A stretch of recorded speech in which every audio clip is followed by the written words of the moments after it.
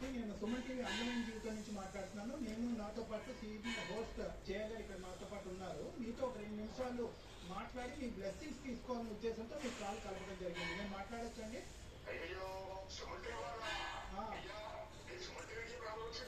అదే అదే అదే మిమ్మల్ని మీతో మాట్లాడటం మొదలు పెట్టగానే మా సమస్యలన్నీ మాకు గుర్తొచ్చినాయి. మీ బ్లెస్సింగ్స్ కావాలి. అయితే ఏంటంటే ముందుగా మాకు మీ ఈ నగ్న పూజ యొక్క ప్రొసీజర్ కావాలి. అంటే నగ్నంగా మీరు ఉంటారా?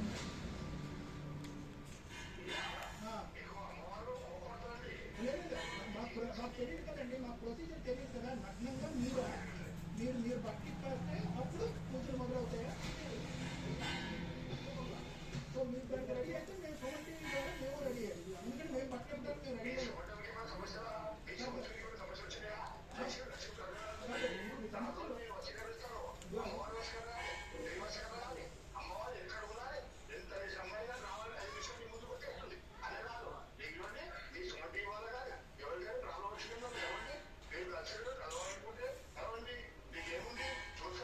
ఒకరే సార్, మీరు అన్ని పూజలు చేతురు కానీ ఫస్ట్ ఆఫ్ ఆల్ మీరు బట్టలు ఇప్పడానికి రెడీయా అనేది కూడా మీరు చెప్పాలి. మరి ఈ నగ్న పూజలో మీరు బట్టలు ఇప్పాలి కదా.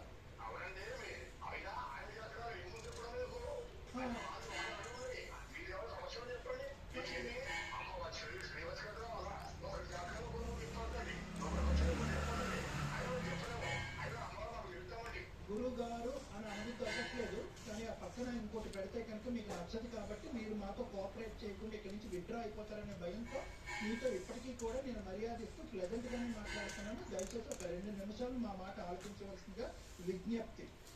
ఓకేనా? రమేష్ కి మీరేవో అమావాస్య రోజు అతను ఏదో పిచ్చి పట్టినట్టుగా ఏవో ఒక మూఢనమ్మకంతో ఒక ఆలోచనతో మీ దగ్గరకు వస్తే అదేవో అతని చేత ఏవో రకరకాల పూజలు చేయించి అతని చేత డబ్బులు ఖర్చు పెట్టించి కొంత డబ్బులు మీ వరకు ట్రాన్స్ఫర్ చేసి వాళ్ళ ఇంటిని మొత్తం గొల్ల చేశారు. ఆ భయంకరమైనటువంటి సిచ్యువేషన్ చూడలేక ఆ చిన్న కొడుకు భయభ్రాంతులు గురయ్యి ఆ పిచ్చోడు అయిపోకుండా 2 సంవత్సరాల పాటు కొడుకును వేరే ఇంటికి పంపించి ఆ మొత్తం